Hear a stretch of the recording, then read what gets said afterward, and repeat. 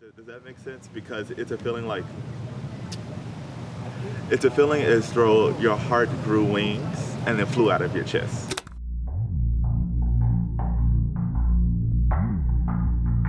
In high school, I really liked the concept of innovation. And it was such a buzzword a couple years ago. And when I came to USD and everybody was talking about Changemaker Campus and social innovation, I was really intrigued. And you come right back. I personally would define change as being improvement or growth. So it'd be taking what you've learned in the past and kind of using insight to improve on the future. It shouldn't be streets.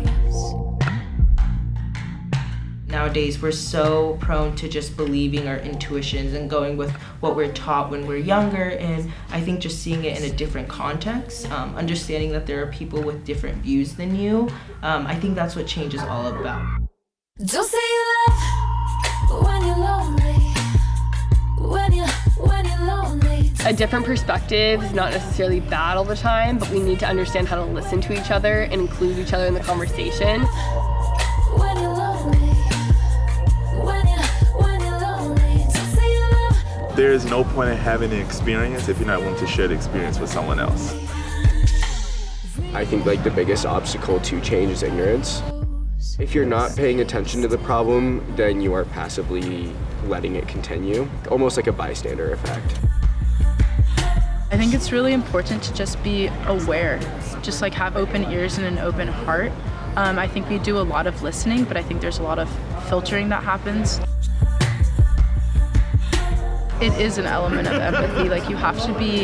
You have to have some sort of emotional connectedness with other people. And I think you just have to have this emotional vulnerability to be able to tap into the needs of other people. But then from what you've learned, you have to have a course of action.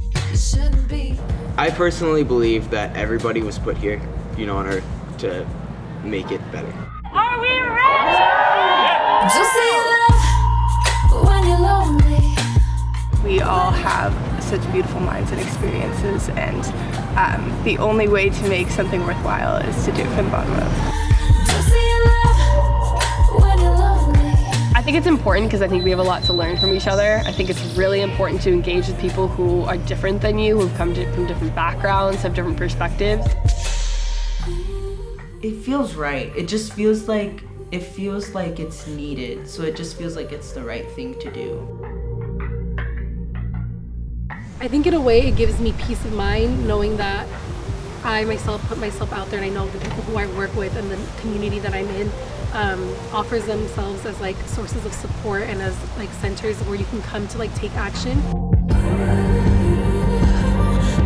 This professor left us at the end of the semester with a question, and the question was, how will you use your privilege to liberate others? Don't say you love. I would say the best way to get involved is find out what you think you're lacking and then go join a group of people who are all lacking that same thing. I joined BSU because here I was lacking Black community, and there we have made Black community.